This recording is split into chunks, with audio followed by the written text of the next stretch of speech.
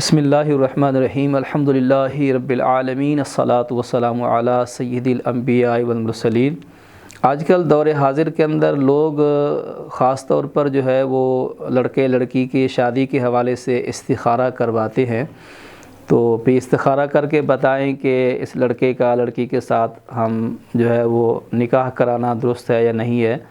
تو سب سے پہلی بات تو یہ ہے کہ والدین کو چاہیے کہ جہاں بھی اپنے بیٹے یا بیٹی کا نکاح کر رہے ہیں تو جیسے شریعت مطہرہ نے فرمایا کہ 4 چیزوں کا خیال رکھا جائے نکاح کے اندر۔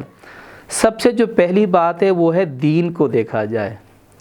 کہ جس سے ہم نکاح کر رہے ہیں اپنی بچی کا یا اپنے لڑکے کا، وہ آگے جہاں نکاح ہو رہا ہے وہ دین سے کتنا محبت کرتے ہیں، دیندار ہیں کہ نہیں، یعنی دین سے مراد اس کا مسلکاً کس سے تعلق ہے۔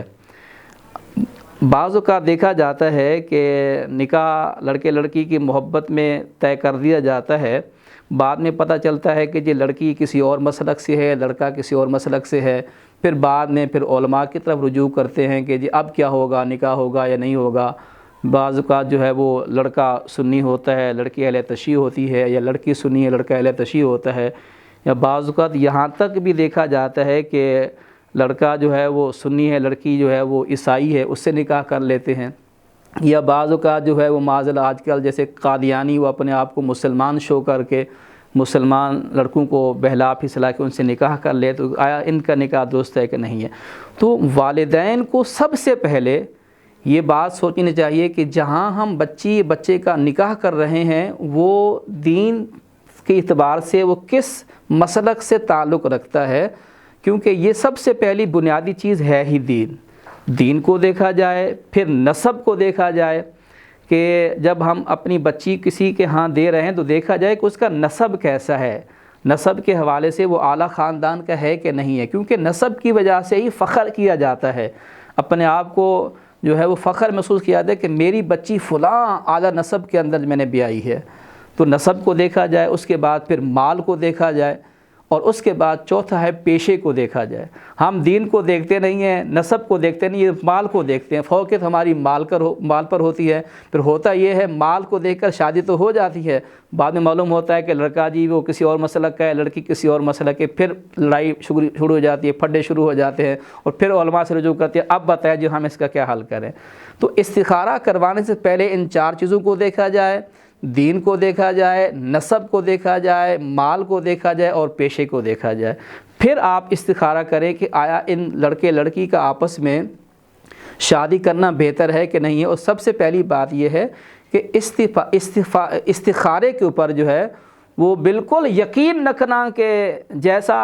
استخارہ کرنے والے نے بتا دیا ایسا ہوگا، تو یہ ہمارا عقیدہ نہیں ہے۔ ہمارا عقیدہ یہ ہے کہ فاعل حقیقی اللہ کی ذات ہے، جو کچھ کرتا ہے اللہ ہی کرتا ہے۔ اللہ چاہے گا تو ان کے نکاح میں برکت ہوگی، اللہ چاہے گا تو ان کے نکاح اچھا ہوگا، ازواجی تعلقات اچھے ہوں گے، اگر اللہ نہیں چاہے گا تو نہیں ہوں گے۔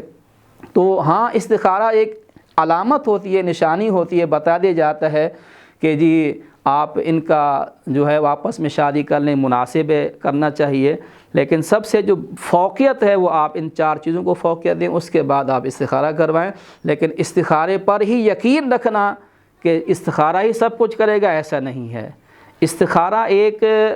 جو ہے راہ دکھانا ہوتا ہے، ایک جو ہے وہ رہنمائی کرنا ہوتا ہے کہ آپ ایسا کام کر لیں، اور اس میں اگر آپ انشاءاللہ کہیں کہ انشاءاللہ بہتر رہے گا تو انشاءاللہ عز و جل اللہ اس کام میں برکت دے گا، اور ان کے دونوں تعلقات جو ہیں وہ اچھے ہوں گے۔ اللہ تبارک و تعالی ہم سب کو عمل کی توفیق عطا فرمائے۔ اس کا وظیفہ جو مشکلات کے اندر ہے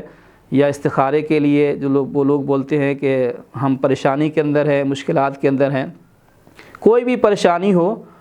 اگر سب سے کسی بڑی پریشانی میں مبتلا ہے تو اس کے لیے آیات کریمہ کا ورد کیا جاتا ہے، لا الہ الا انت سبحانک انی کنت من الظالمین۔